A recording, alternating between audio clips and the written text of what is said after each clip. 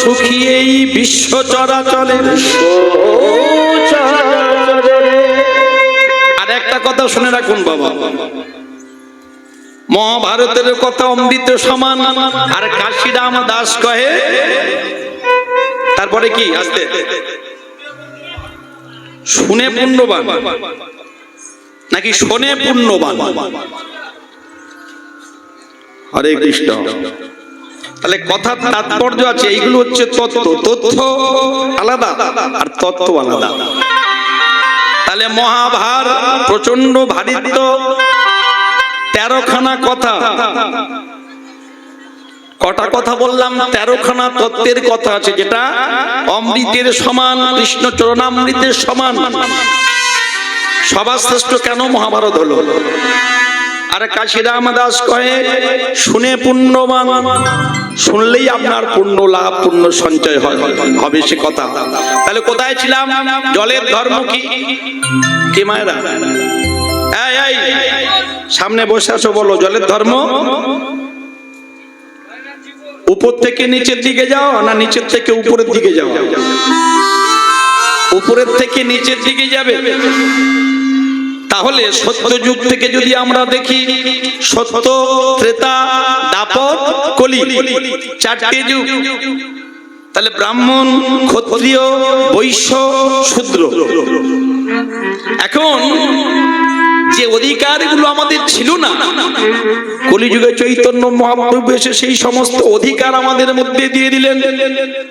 সংহিতা খুলে দেখুন, ব্রাহ্মণের যে অধিকার, বৈষ্ণবের যে অধিকার, ক্ষত্রিয়ের যে অধিকার, শূদ্রের সেই অধিকার। এই দেখুন, আমাদের মাথাটা হলো ব্রাহ্মণ, বক্ষটা হলো ক্ষত্রিয়, কোটিদেশ কোমরটা হলো বৈশ্য। কোমরের বল থাকলে তবে আপনি ব্যবসা করতে পারবেন। আর চরণ দুটো হলো শূদ্র। এখন যদি কেউ প্রশ্ন করেন, বলেন যে শূদ্র মানে ছোট, শূদ্র মানে অচ্ছুত। মহাভারতের পাতায় তার হাত দেওয়া, স্পর্শ করার অধিকার নাই, বেদ স্পর্শ করার অধিকার নাই, নারায়ণ শিলা স্পর্শ করার অধিকার নাই। তাহলে মহা ভুল হয়ে যাবে। কবিগুরু রবীন্দ্রনাথ ঠাকুর বললেন, আমি আসিব যাইব তোমার চরণ সেবিব, আমার মাথা নত করে দাও এ তোমার চরণ ধুলার তলে, সকল অহংকার ডুবাও আমার, ডুবাও চোখের জলে। আসতে। তাহলে কি মায়েরা, শূদ্র এই চরণ, যদি চরণ ধুলি আমরা পাই তবে আমাদের জীবন ধন্য হবে। তাহলে ঠিক সেই কথা বললেন হরিরস বাদর। কেন বললেন? যে কলিযুগে প্রতিটি জীব প্রেম পাবে। কি বললাম? কলিযুগে শুধু মানুষ নয়, প্রতিটি জীবই প্রেম পাবে।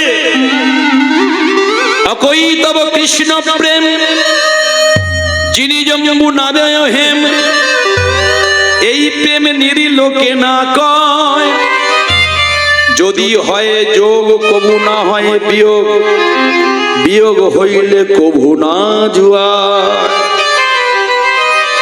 তাহলে চৈতন্য মহাপ্রভু কি করলেন? বললো উঁচু জায়গায় যাদের 10 তলা কোঠা বাড়ি, তারা চিন্তা করছি ছেঁড়া ত্রিপলে এসে বসবো, কীর্তন শুনবো। এই নায়ক বাবুদের সঙ্গে আমার ঠিক ঠিক ঠিক চলে না, কথাবার্তা হয় না। কি বললেন? পণ্ডিতি পড়ুয়া যারা আমায় না মানে তারা, মুই তোরা ছাড়ি গৃহবাস, ছাড়িয়া গোলকের সুখ ধরিলাম মনুষ্য রূপ, আমার পণ্ড হলো সকল পরিশ্রম। ভুল ভাবনা। শুধু চাঁদ কাজীকে উদ্ধার করতে আসেননি, শুধু চাপাল গোপালকে নয়, শুধু জগাই মাদাইকে নয়, যারা আমাদের মতো জ্ঞান পাপী কিছু আছি আমরা, ভগবানকে একবেলা মানি আর পরের বেলা ভগবানকে মানতে চাই না। ঠেকায় পড়লে ভগবানের চরণ ধরি। তাহলে ভগবান কি করলেন? বললো তারাও প্রেম পাবে কলিযুগে। কি করলে প্রেম পাবে? বললো যখন জলের সঙ্গে একটা যন্ত্র যোগ হবে, একটা মোটর ফিট হবে, সেই যন্ত্র যোগ করলে চলে যাবে সেখানে, সেই জলটা তারা পেয়ে যাবে। পুকুরের মধ্যে জল রয়েছে, এটা উঁচু জায়গা, এখানে জল নেই, কিন্তু সাধারণ বৃষ্টি হলে জল গড়িয়ে যাবে। কিন্তু মহাপ্রভু কি করলেন? বলল বন্যা তৈরি করব। বন্যা তৈরি করলে কি হবে? বন্যায় উঁচু খালা খালা খন্দ পথ ঘাট সবকিছু ডুবে যাবে। আর যখন সবকিছু ডুবে যাবে কি হয়? ডুবে গেলে কি হয়? মানুষ সবাই মিলে একটা জায়গায় এসে উপনীত হয়। ওগো ভগত চাচো দিকে যত তাই গৌর হরি হরি বল।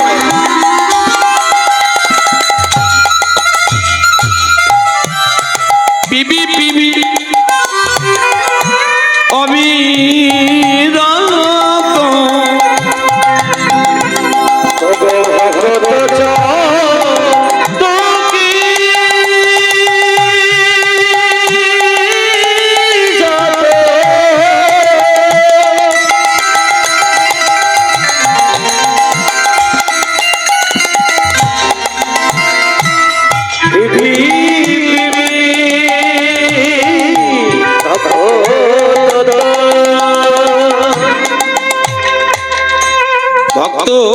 এরা চাতক পাখির মতো। চাতক পাখিকে বাইরের কোনো জল দিলে সে পান করে না। আকাশ থেকে যতক্ষণ বৃষ্টি নামে সেই জল পান করে। হরি বল।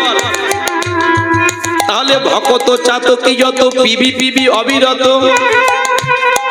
কি বললেন? অনুক্ষণ প্রেমে ধন মাগে, অনুক্ষণ প্রেম ধন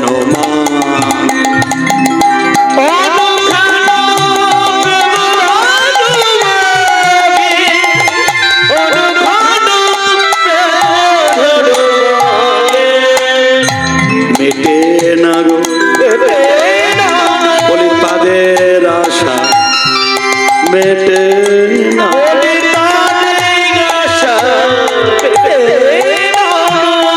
তাহলে জলের সঙ্গে যন্ত্রযোগ হলো। কি যোগ? এই যে নায়ক বাবু হরিনাম করাচ্ছেন, সম্পর্ক যত অবনতি হোক না কেন, যখন গলবস্ত হয়ে গিয়ে বলবে দাদা আমার বাড়িতে আজকে হরিনাম সংকীর্তন, আপনার নিমন্ত্রণ, তাহলে ওই ভক্ত মহাপ্রভুর নির্দেশে মহাপ্রভুর আদেশে যন্ত্রের মতো কাজ করলেন। কি করলেন? ওই 10 তলার কোঠা বাড়ির সেই মানুষ যিনি হরিনাম শুনতে চান না, তিনি আজকে এখানে চেয়ারে এসে বসেছেন। নিতাই গৌর হরি হরি বল। আর আমরা আজকে সবাই একত্রিত হয়ে গেছি। এই মায়েরা কি সবাই মিলে হরি বল।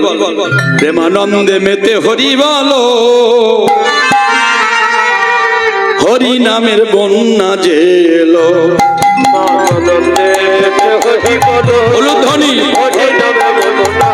প্রেমানন্দে মেতে হরি বলো, হরি নামের বন্যা যে।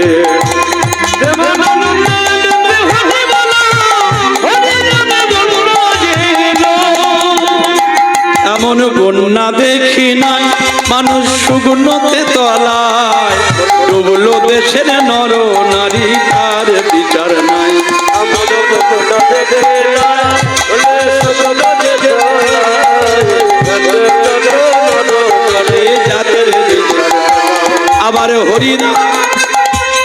আবার হরিদাস যবনের ছেলে, সেও বুঝি ডুবে যায়।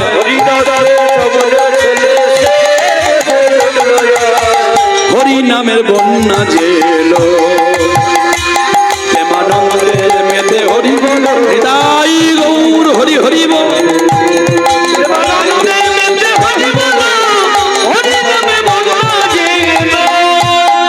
প্রেম সে বলিয়ে নিতাই চাঁদ কি, গৌরাঙ্গ মহাপ্রভু কি। তাহলে মায়েরা ভক্ত চাতকি যত পিবি পিবি অবিরত, অনুক্ষণ প্রেম ধন মাগে। হরি বল। কবে এলেন মহাপ্রভু? ওগো ফাল্গুন পুর নিমা তিথি